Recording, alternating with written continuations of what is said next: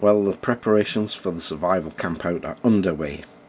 Collecting all the gear, camping gear and training kit, because we're going to camp out for one night, and it's going to be a nice easy camp out so we can spend the time practicing our survival skills.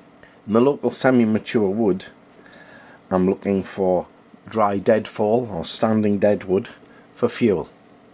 If it snaps, we can take it and use it. If it bends, it's still wet and it's no good. Although you can buy wood on the campsite, the aim is to try some survival training.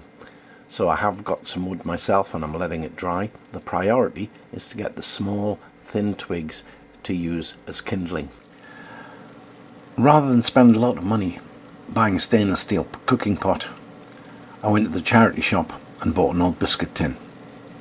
I replaced the metal top with a wooden one. Because it's going to be a survival skills practice, I've got rather a large number of cutting implements, starting with the axe and the secateurs, the folding saw, the British Army Golic, and the pride of my collection, the Tapio Verkala Puko, or traditional Finnish knife. One of the main survival and prepper skills is fire making. So for a number of months I've been collecting various tinders ranging from birch bark through thistledown to cattail. I've also assembled various ways of creating a spark, and if the worst comes to the worst, there's always the dreaded fire lighters and turbo lighters. I hope I'll be able to do everything with a fire steel.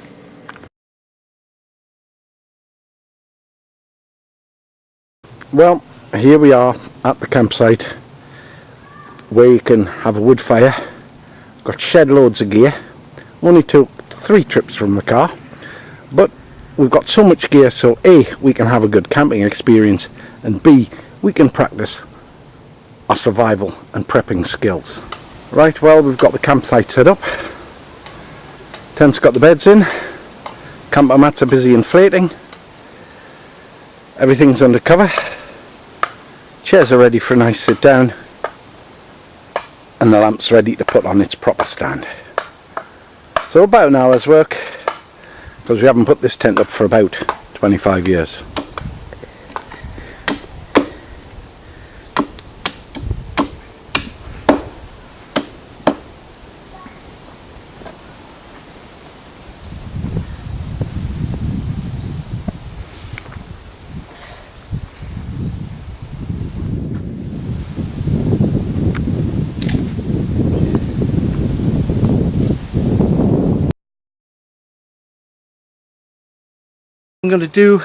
What I'm going to do is use some tinder I've collected to see if it works.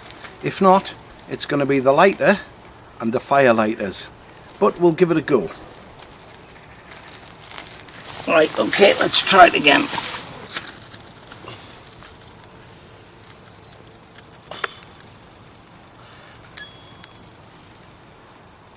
The birch bark's caught.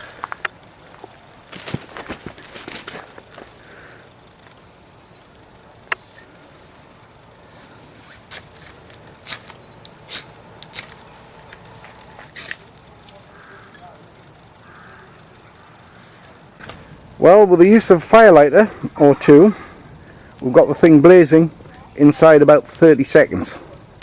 So, a failure on using the natural tinder, success on using firelighters.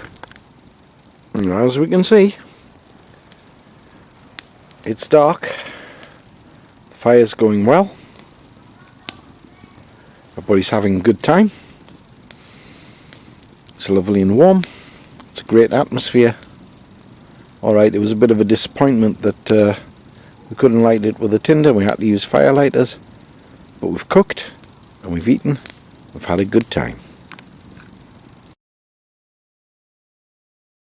Fire making attempt number 2. This time we've got a mixture of natural and man-made tinder. We have makeup pads rubbed in Vaseline. We'll see how that takes off.